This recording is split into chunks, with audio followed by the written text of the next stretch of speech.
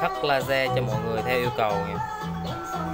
Ái Lan, đây là một khách mà order cho mình là Ái Lan 08/6 198H,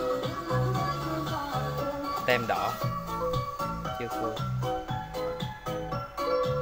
đáy dưới.